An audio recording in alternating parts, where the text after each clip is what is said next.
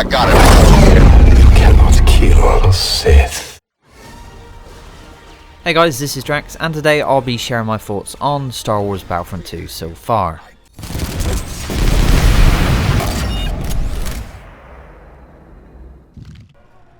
Now I've played the trial quite a bit, so much so that I actually ran out of time, but kindly got it extended by an advisor from EA, so I've had a good amount of time to play.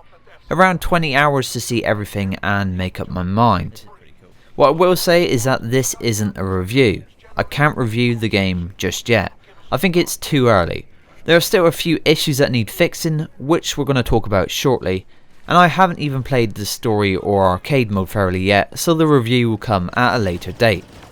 But first up, let's talk about the gameplay. It's so addictive that time just flies by. I've been waiting a long time for a decent Star Wars shooter that stays true to the Battlefront series, and in my eyes that not only does this justice but surpasses it. I haven't had this much fun playing a game in a long time, and that is saying something because I've played a lot of good games. The immersion in Battlefront 2 is spot on. Graphically it's just amazing, and the performance to go along with those graphics is crazy good. You feel like you're there in the battle and you don't have to worry about lag or frame drop interfering. The class system is also great. Each feels noticeably different, so that you have to adapt your playstyle to each one. I think in these 4 classes there is something for everyone, and it's interesting to see how people differ when using them. Everyone seems to be drawn to a specific class. On top of that, the reinforcement system and the hero system is simple but effective. Everyone works towards these in battle, and when the time comes where you just can't seem to break through or get the secure, a hero or reinforcement will show up. I think it's true that DICE have designed these maps in such a way with stages throughout, so the heroes will make a big difference. They are so far looking to be very well balanced as well. Yes, we did see massive hero kill streaks during the beta, but not too many since the trials began, and I personally haven't been able to achieve anything notable myself. You see, as people get used to facing heroes and get their classes equipped with the right star cards, the heroes become less of a worry. To get a decent kill streak with a hero, you're going to have to be a pretty good player yourself. Star cards will of course play into this, but I honestly believe player skill is a discerning factor in this game. Then let's talk about the modes available. Galactic Assault is the main mode available here. 20v20 across highly detailed, large-scale maps recreating some of the best and most memorable battles from the film. So far this has been my favourite to play, closely followed by the Starfighter Assault mode, where you engage fighters in space and above facilities.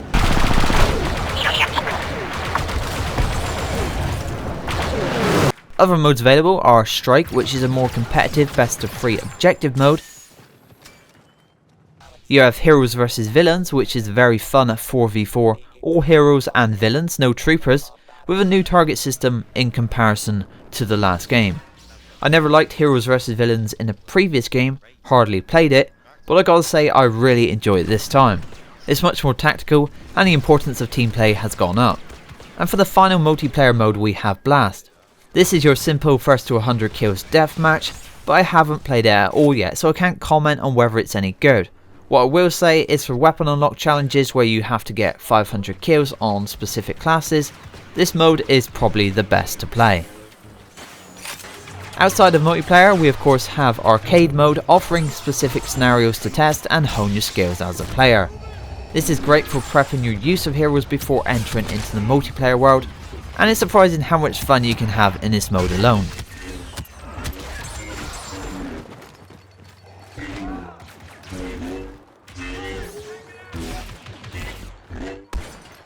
And finally there is campaign mode.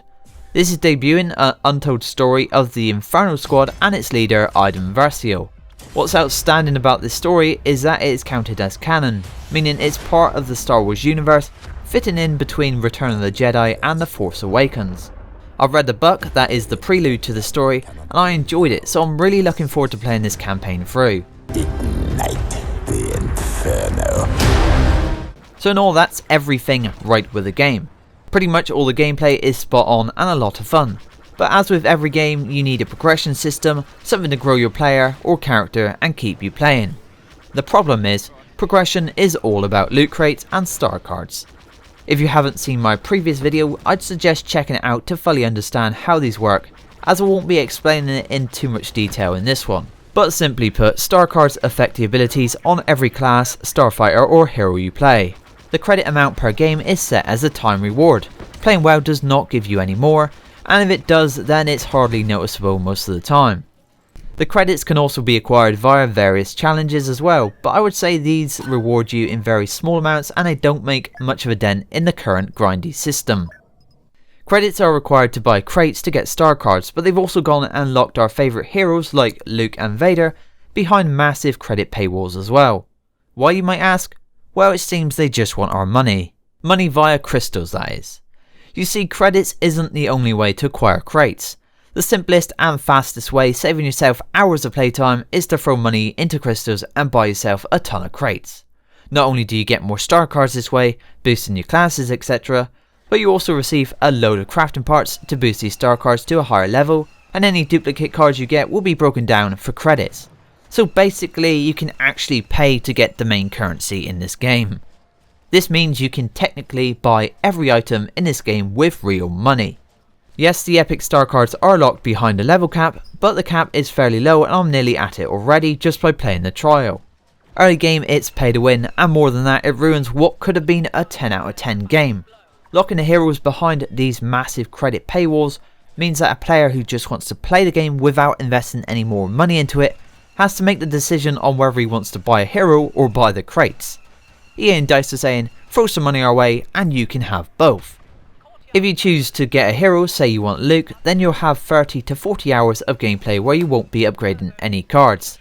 Other people will overtake your star card level, and if they were say on an equal skill level, this will give them a slight advantage over you in a fight. This is why I can't review this game properly yet. This system is highly flawed and one of the worst I've seen in a game. DICE have already responded to multiple Reddit posts and they are looking to change it. I'm hoping they come up with something better soon. As an example of the credit reward issue, yesterday I spent all day mostly top of my team playing the objective and getting a load of kills. The problem is the player at the bottom of the scoreboard got given near enough the same credits at the end of the game as what I did for coming top. Now if I could play well and earn enough credits to buy these heroes and the loot crates in a shorter time, then these microtransactions wouldn't bother me one bit. But seeing as I'm being limited by time, there's no real point in me playing well. The only possible time saver I could get is by buying those crates with real money, and that is wrong. What do I want to see changed? The game needs to go back to the old system that worked in Battlefront 1. Give credits based on player participation, kills and objectives. No limiters. Battle points gained should directly trade into credits earned. I would work it into a bracket system with the correct reward given to each player. I then would also like to see the hero costs either removed or maybe just set much lower or locked behind simple challenges. I understand EA and DICE using this as progression, but it really shouldn't be that way in a Star Wars game. Especially not for Luke, Vader and Leia. These are the main characters in the original trilogy after all.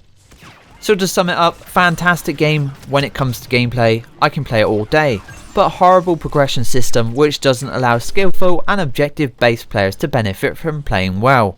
Do I recommend the game at this moment in time? Only if you have a lot of time to spare, otherwise I would say wait until the progression system is changed, which I'm sure with all this community outrage it definitely will be. I also understand DICE and EA need to monetize this game as there is no season pass to buy. But this system just looks greedy. Boost credit gains to the appropriate levels and it will balance out. Easy fix and the game gets a 10 from me. Anyway guys, hopefully you've enjoyed the video. The launch is coming soon and I'm going to be streaming and bringing you more Battlefront vids in the near future. So as always, thank you for watching and I'll see you next time.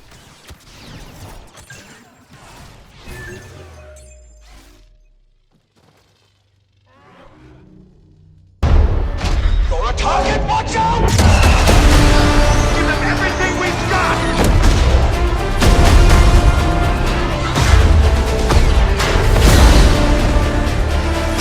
Roger, roger! Not clear, not clear!